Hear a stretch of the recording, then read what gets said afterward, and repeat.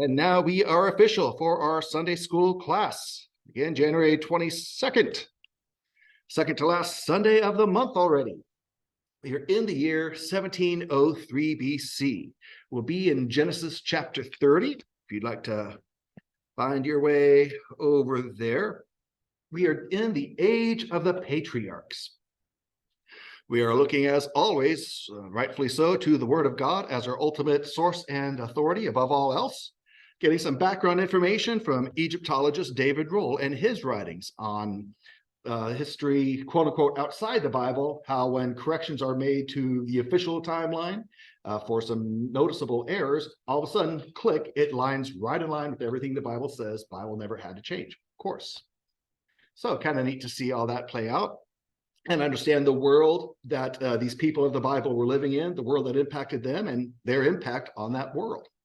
So here in this Middle Bronze Age time frame in 1703 BC, what's going on? Who are the power players of this day and age? Over in China, they are in their first dynasty of rulers, the Xia dynasty, currently being led out of the capital that's now known as Anyang, right here. And the emperor of China at the time that we're looking at with the lifetimes of Isaac and Jacob and Esau, their emperor is Fa, and he is ruling out of this city here in China. And that Xia dynasty is starting to wind down and come to its end. So that's way over there. Well, Isaac and Jacob and everyone over, well, Isaac's right here, Jacob's up here, and we'll get to all of that. Over here in Egypt, we are in the Middle Kingdom, the 12th dynasty.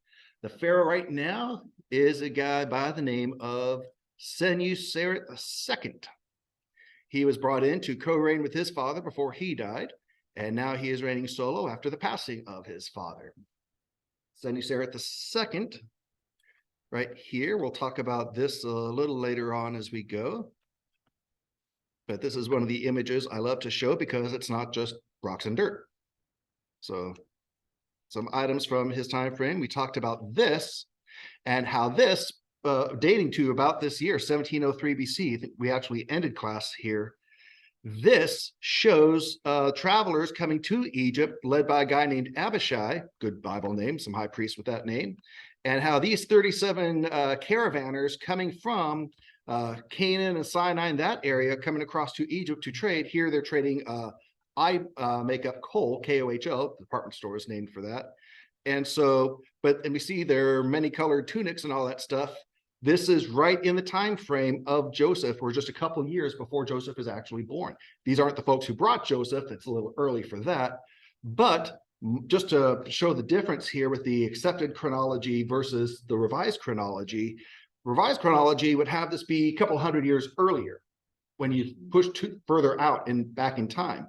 When you apply David Roll's new chronology that fixes some errors there, boom, this brings it into the same world as Joseph going to Egypt. So we're within that time frame. So the world fits and lines up. Again, the Bible never has to change. So that's kind of spiffy. And that pectoral from one of his daughters found in his tomb, that's pretty spiffy. So this, again, dates to the time of Isaac and Jacob and Esau. So the young nation of Assyria, which is not everything it's going to be later on in time. Yes. Pectoral, kind of like a necklace, but instead of just coming up here, it came a little further down. Yeah, exactly. So let's go here to Assyria. Number 46 here. In the young nation of Assyria, and their early time frame is still a little sketchy, so take this with a grain of salt. But here in their first capital of Ashur, here on the Tigris River, their pharaoh right now would be a guy by the name of Ikunum, and didn't mention him last week. He just came to power about this time, 1703 BC. We're looking, son of the last king, Elishama. He built a temple for their god, Nintigel, strengthened up the fortifications of the city there in Assur. And he kept some commercial trade going. He had colonies over in Asia Minor, which is Anatolia, which is Turkey and Greece. So he had colonies way out there for trade. Give an example of how far that was. Up there is Mosul, where we were in the Iraqi war, where the ruins of Nineveh are. Talked about that on Wednesday nights. So his trade outposts, and we'll talk about those a little later as we go, he's over here, his trade outposts were over here in Turkey and Greece. So pretty extensive. Then here in land of Sumer, land of Shinar, Mesopotamia, a land between the two rivers, the Tigris and the Euphrates, this area here at the Persian Gulf, we got two city-states that are dominant right now, in fact, somewhat struggling with each other for power. So one of them, we scroll down back here on my notes.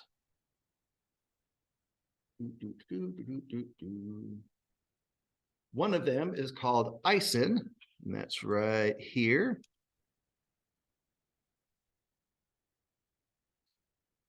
So Isin's right here. Yes, thank you very much. You can go away. That's the ruins of Isin there. Again, there, King Lipit Ishtar. Again, Ishtar, the goddess, Isis, Inanna, all that. So that's where Isin is. The Tower of Babel at Eridu, right about there. And then lastly, just a little south of that, in the city-state of Larsa, their king is called Gungunum. And Larsa is right here, just a bit south of Isin. So that's a quick snapshot of the rulers and powers in place at this time in 1703 BC, Genesis chapter 30, when we are looking at the births of the sons and daughter of Jacob. So we have, let's see here, Jacob is over here, Isaac, Papa Isaac, now Grandpa Isaac, is over here in Beersheba, in this area here. In 1703 BC, Isaac is now 148 years old. Esau and his twin brother Jacob are now 88 years old. Jacob is up here in Haran with his mother Rebekah's side of the family. He has married, intending to marry Rachel, ended up marrying Rachel's older sister Leah first, then a week later married Rachel. And then as the sons are being born and some jealousy between the sisters, their handmaids are given to Jacob as wives. So he ends up with a total of 4 wives and having children with the different ones. So what has happened so far, we're picking up here in Genesis 30. So the firstborn, Reuben was born to Jacob and Leah. Then Simeon was born to Jacob and Leah. So that's 2. Then Levi was born to Jacob and Leah. Dan born to Jacob and handmaid Bilhah.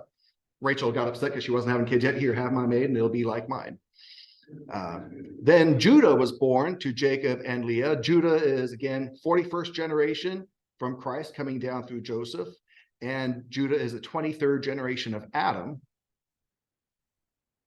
And that brings us to where we are going to pick up in Genesis chapter 30 with the birth of Naphtali. Now, keep in mind, babies take about 9 months. So so there's the wife and the pregnancy, but then the birth usually happens kind of the following year. So in Genesis chapter 30, verse 9, when Leah saw that she had stopped bearing, she took her maid Zilpah, gave her to Jacob as a wife. So there's wife number 4, and she will become pregnant. So a year later, we'll have a kid. But then we back up 2 verses to verse 7. Rachel's maid Bilhah conceived again, bore Jacob a second son. So Rachel said, with mighty rustlings, I have wrestled with my sister and have indeed prevailed. She named him Naphtali, related to that word wrestling. So we've got another child here. And Genesis, hold your place there. But if you flip over to chapter 35, Genesis 35, verse 25, tells us, these sons of Bilhah, who were Rachel's maid, were Dan and Naphtali. So she had a total of 2 kids with Jacob. 2 of the 12 tribes of Israel come through her. And she is done.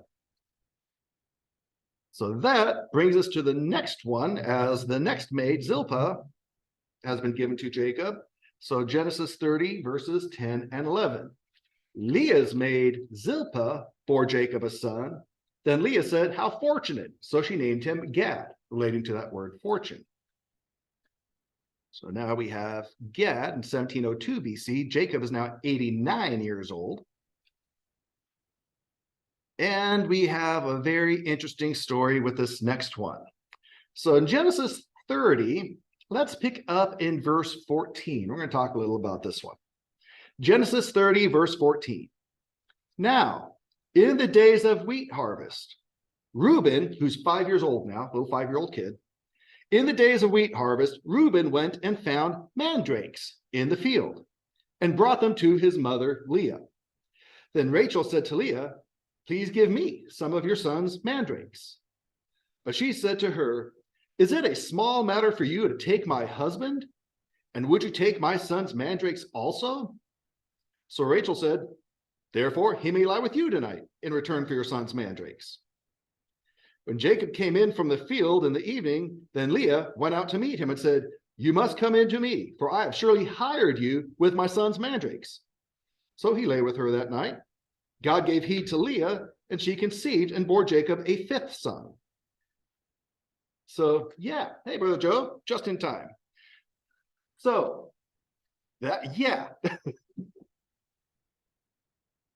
So we're going to talk about this. Yeah, let's talk about this just a little bit. So obviously, sibling rivalry, obviously human nature and insecurity and ego and competition, all those things, none of that of God. And the man's still listening. And the man says, okay, yes.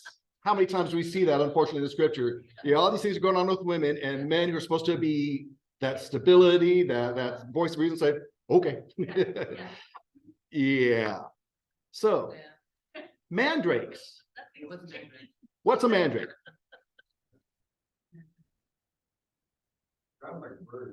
Yeah, that's the drake. Yeah, drake. So there's a mandrake root right there. Here's some information from Wikipedia. Always take Wikipedia with a grain of salt. This information here is pretty straightforward and not slanted or anything.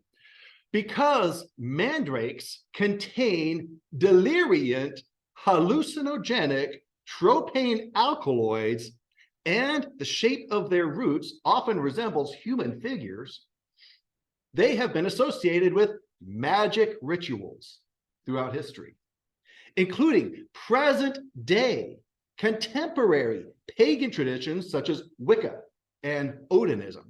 Yes, that's Odin, Anthony Hopkins, and yeah. The root is hallucinogenic and narcotic. In sufficient quantities, it induces a state of unconsciousness and was used as an anesthetic for surgery in ancient times. In the past, juice from the finely grated root was applied externally to relieve rheumatic pains. It was used internally to treat melancholy, convulsions, and mania. When taken internally in large doses, it was said to excite delirium and madness. Now here's the connection to Genesis here. In the past, mandrake was often made into amulets, which were believed to bring good fortune, cure sterility, etc. So it was also considered an aphrodisiac or something to help put someone in the mood. And so that kind of thing. So that's its relation to here. Gets even more interesting. In one superstition, people who pull up this root will be condemned to hell. And the mandrake root would scream and cry as it was pulled from the ground, killing anyone who heard it. Now, obviously, we've left reality a little while ago. Yeah. Therefore, in the past, people have tied the roots to the bodies of animals and then used these animals to pull the roots from the soil. Yeah. So if you're trying to scratch your head and imagine what this would be like, I have something to help us here.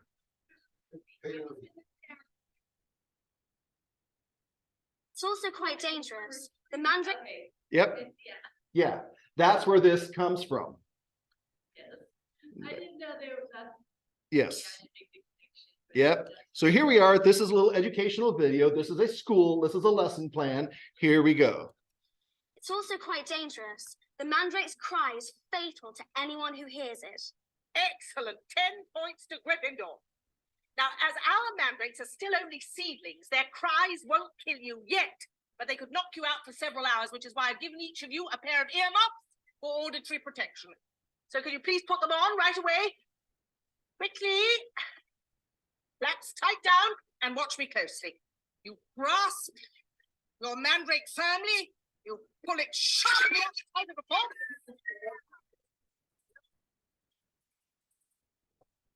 got it. And now scoop it down into the other pot and pour a little sprinkling of soil to keep him warm.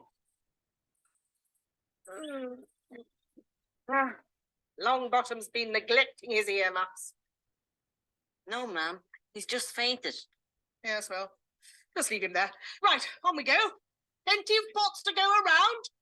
Grasp your mandrake and pull it up.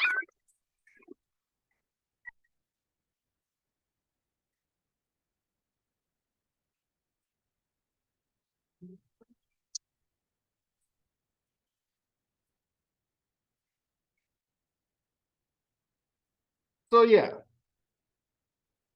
Yeah. by the way, that guy there was in the movie last night. Was that? That was him who was the second in command who assisted the guy. Yeah. And the actor Joseph Fiennes, his brother, Ralph Fiennes, is the guy who plays Voldemort. So anyway, so now you've been exposed to mandrakes. Yeah.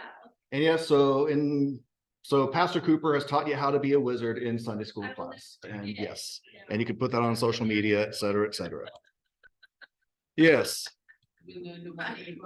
Asking for a friend, where do they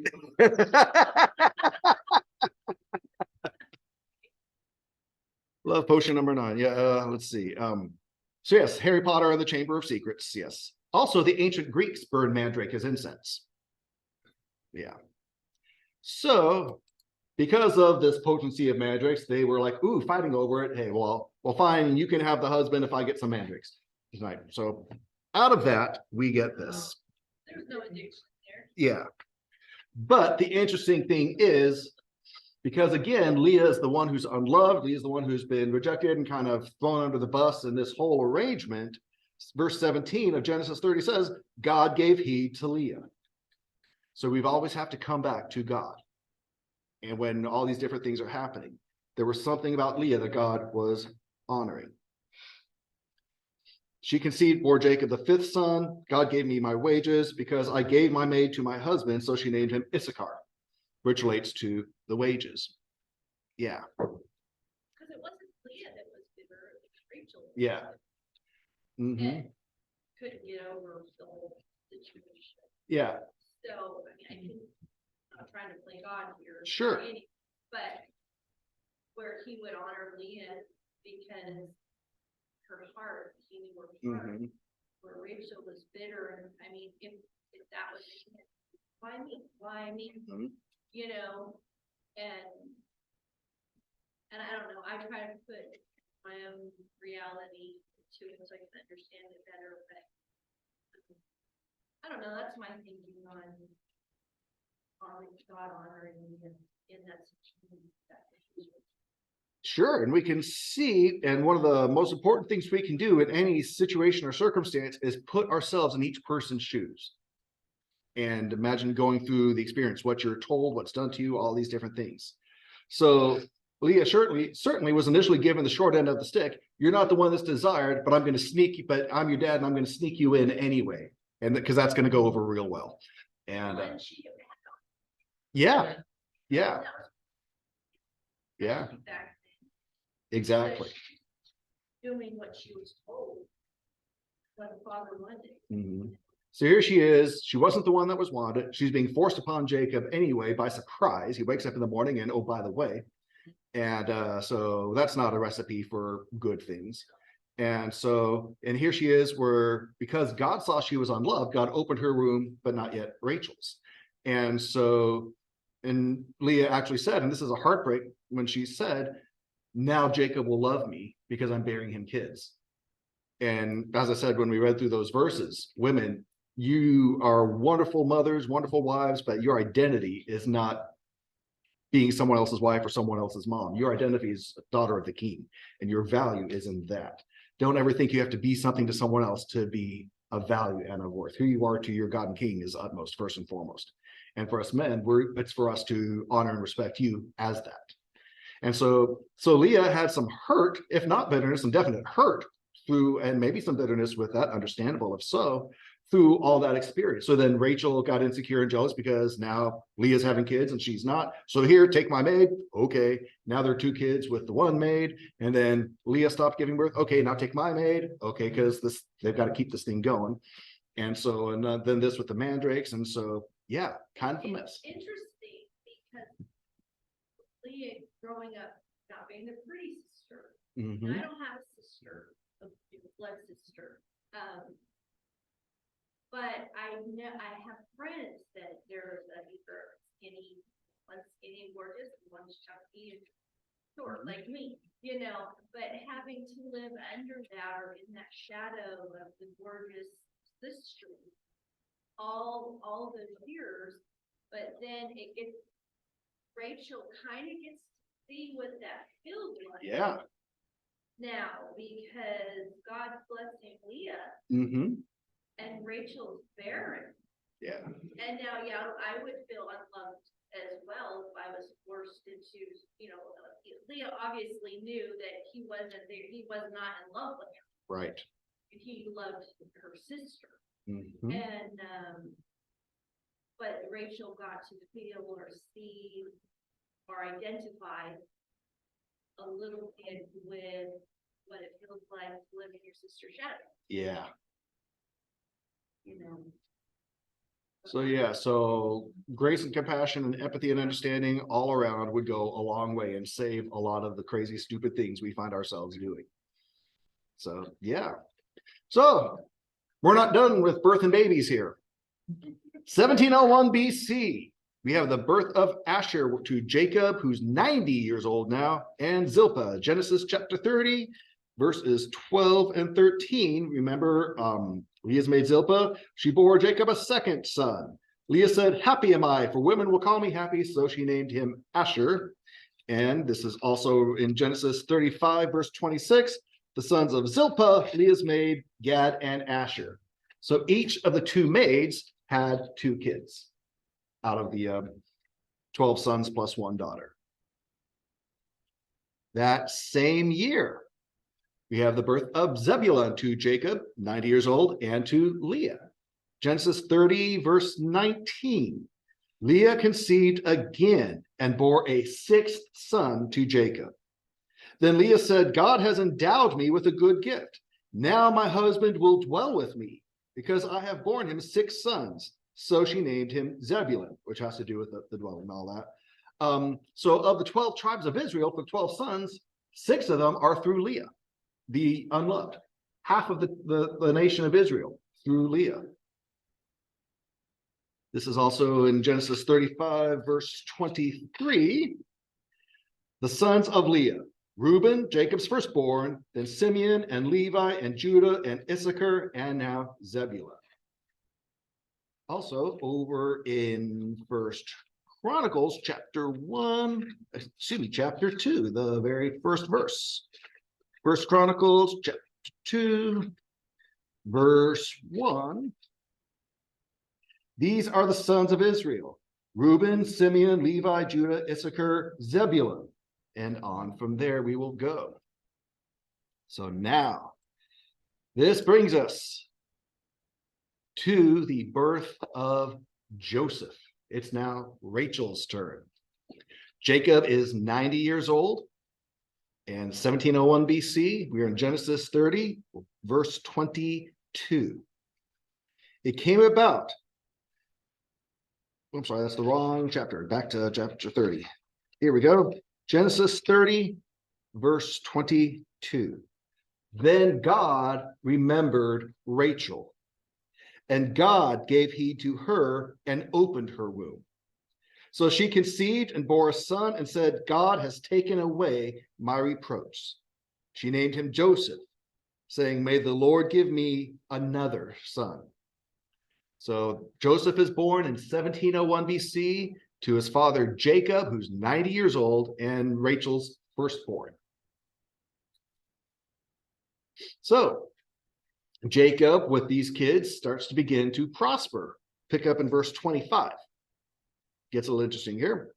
Now it came about when Rachel had borne Joseph, that Jacob said to Laban, who's Rachel and Leah's dad, Jacob's uncle, "Send me away, that I may go to my own place and to my own country. Give me my wives and my children, for whom I have served you, and let me depart. For you yourself know my service which I have rendered you." I'll pause here. So Jacob worked 7 years for Rachel's hand, was given Leah. Then after had his week with Leah, he was given Rachel, and he worked another 7 years to work that off. So it's 14 years later now, since this all started. So from 1715, now it's 1701 BC. So he says, okay, I've done my time. Let's go. But Laban in verse 27, but Laban said to him, if now it pleases you, stay with me. I have divined that the Lord has blessed me on your account. He continued, name me your wages, and I will give it. But he said to him, you yourself know how I have served you and how your cattle have fared with me. For you had little before I came, and it has increased to a multitude. And the Lord has blessed you wherever I turned. But now, when shall I provide for my own household also? So he said, what shall I give you? And Jacob said, you shall not give me anything. If you will do this one thing for me, I will again pasture and keep your flock. Let me pass through your entire flock today, removing from there every speckled and spotted sheep and every black one among the lambs, spotted and speckled among the goats, and such shall be my wages. So my honesty will answer for me later when you come concerning my wages. Everyone that is not speckled and spotted among the goats and black among the lambs, if found with me, will be considered stolen. Laban said, good, let it be. Hey, welcome. Hey, Nico. Hey, Arya.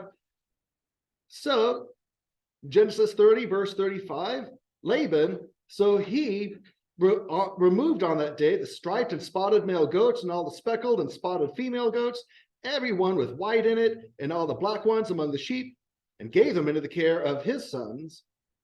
And he put a distance of 3 days' journey between himself and Jacob fed the rest of Laban's flocks. Pause right there. So what's happening is Jacob has worked for 14 years for his uncle Laban.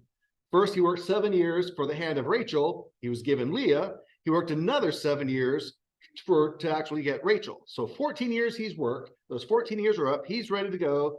Laban says, hey, I'm doing great with you. What's it going to take? Let's not ruin a good thing here. Well, it hasn't been so great for Jacob. He's like, I got my own family.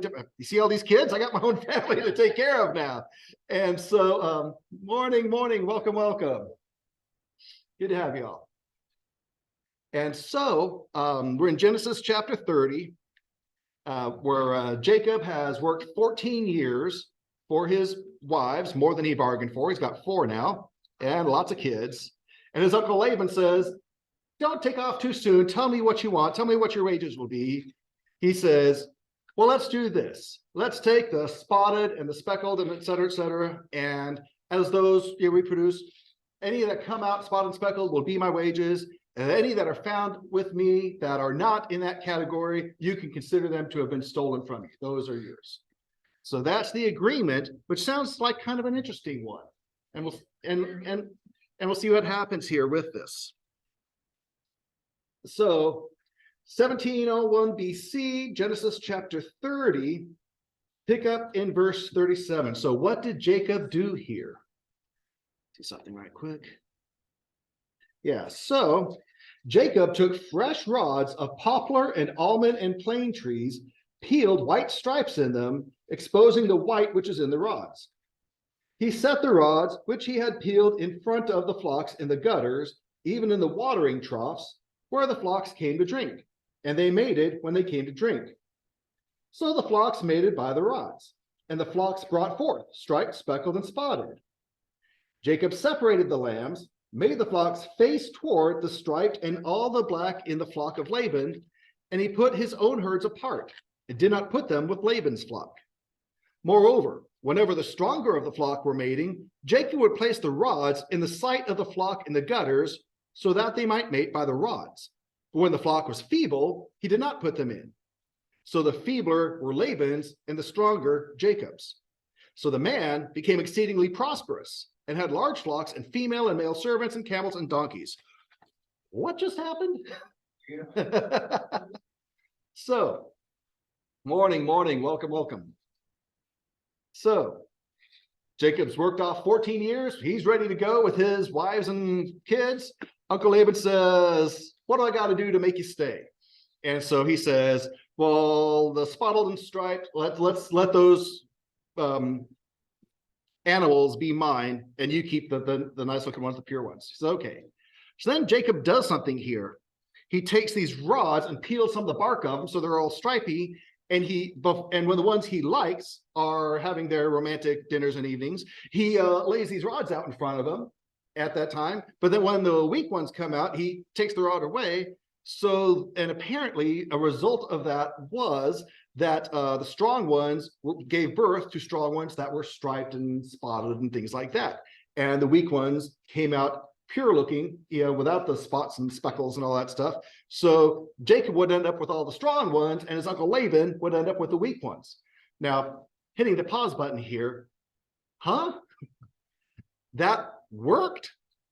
Is he doing some magic thing? Did he run out of mandrakes? What happened? I don't know. How did he know? Yeah. So let's make a couple things clear right off the bat. There was no magic in the trees. There was no magic in the almond rods. Nothing of the sort. This was just something that God apparently, as we'll see later, honored. And so God saw, just as God saw how Leah was being neglected and disregarded, God saw how Jacob was being neglected and disregarded by his uncle Laban. So God caused this to happen. Jacob later, when he has an interaction with Laban, will list all the grievances he has with how Laban has taken advantage of him, his uncle has. And so he says, but God is honoring him. So let's be clear, there's no magic in the trees here. And what all this is a case of is God recognizing Jacob was being taken advantage of and God stepping in. And this just happened to be the method, the vehicle. It's very important that we, as the Lord's people, don't get too caught up in the physical means of how something happens, but are focused on God who makes things happen. God can use anything. So it's about God getting the glory and us being true to God and honoring God and not putting too much emphasis in the physical things. God can use anything and has. That's the beauty and power of God. So does that help with that strange passage there in Genesis 30 a little bit?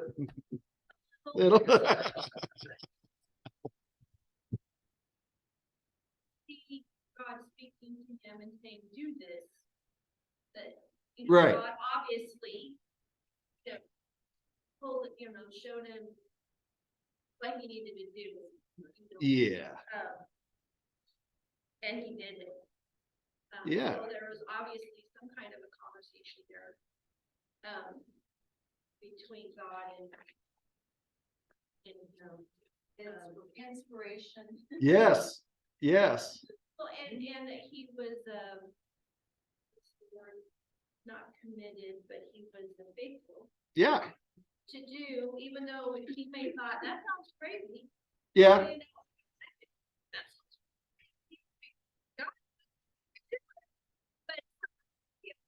he was faithful, and because he did it, even though he may have thought, okay, that's weird, but okay.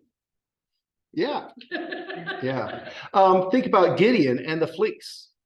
There was no magic or anything in the fleece that Gideon was laying out, or Gideon was saying, okay, and my personal conviction in the context is not that Gideon was doubting God, he was doubting his hearing of God. Right. I have been there.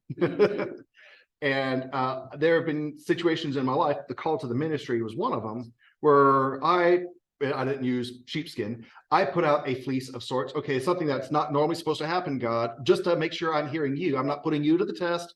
I believe in you. I just am doubting me. I want to make sure I'm hearing you clearly because I'm flawed. I'm human. I get it wrong sometimes. So something that doesn't normally happen, would you please make that happen just to confirm? It happened. I already knew in my heart that was just, okay, you're taking away my excuses. I need to go forward now. And so I believe in the case of Gideon, he said, okay, put the dew on the ground and not the fleece. Okay, that could have been a coincidence. Put the dew on the fleece and not the ground. And okay, I get it. I'm going to go now. And so, yeah. So again, it's not the method or the vehicle or the physical thing that is what matters. It's the relationship with God, the communication with God, and the hearing and listening and following God, and God honoring us when we are doing right by each other. And so that we see there. Don't want to forget Genesis 30, verse 21. After all this, Leah bore a daughter and named her Dinah. It's 1700 BC. Jacob's 91 years old when daddy's girl is born. So there is that. So let's see, looking at the time here, we could do this real quick. We've got a new ruler in Isin in 1700 BC named of Ur-Ninurta.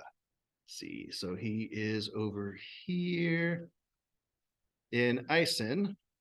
This is Sumer, Shinar, Mesopotamia, all that here. They're the remains of Isin. So this new king here, and that's all the area they settled after the flood. So this king here, he seized the throne when Ishtar, the former king, fell. And he held it until he died violently 28 years later.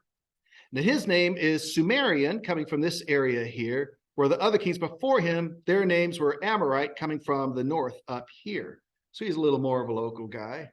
So when he's in charge of Isin, it starts to fall. That other guy, Gunganum, died. This guy was able to launch an attack, capture that city of Nippur, which was there for all their pagan gods. That was their like Mount Olympus. And there's a legal case that came to his attention. He said, okay, bring it before the assembly here. So Lu-Inanna, a priest, was murdered by Nana Sieg, by Ken El-Lila, a barber, and Enlil-Enam, an orchard keeper. And they confessed to the estranged wife, Nindada, who is silent on all of this. 9 people whose occupations range from birdcatcher to potter presented the case for the prosecution. 2 others came to the defense of the widow, since she didn't participate in the murder. So the question is, did she plot to have her husband killed? But they steadily concluded she must have been involved with one of the murderers and was in cahoots with them. So 4 people were condemned to execution by this king. And he himself ended up being killed, possibly in battle. It's also right around this time, 1700 BC, that these folks, the Sumerians, they have their stories of what happened in ancient times with the flood and all that. Flood was close to about 3000 BC, so 1300 years ago. We have records here. They called their flood hero Ziasudra. It's a nickname that's translated life of long days, because in their story, Noah and his wife are given immortality and sent back to the land of origin.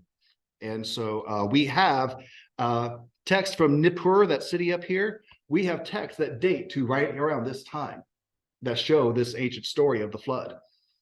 So while the Bible records the truth of what happened, we have records that show recognition of the worldwide flood, Epic of Gilgamesh, and all of that. But obviously, they branch off into different mythologies that are contrary to the truth. But they often, well, the same thing with the Tower of Babel. There are so many different versions of the Tower of Babel story. The Bible records the truth of what happened about 400 years after the flood. And we see all these different versions. It's kind of funny. While they get a little crazy in some of their details, they have something common. There was a worldwide flood. There was a dispersion that happened. That's what I was gonna say. They have to come back to the center. Exactly. And the center is the word of God. Right, right, Which again, never has to change. right. So there we go. So there is that. So this is actually a good stopping place for this morning. Does anyone have any questions, any thoughts or observations on these things that we have looked at? I'm sorry, y'all missed playing the scene from Harry Potter, but yeah. So we teach how to be wizards in our Sunday school class. Question. Fire away. But, No such thing. most kings, when they died, was in battle. Quite often. Some, they didn't have to go all the way to battle. They had the convenience of being killed on their throne by people who were betraying them. Not a lot of natural causes back in the day. Yeah, yeah. I mean, there was some of that, but yes. But yes.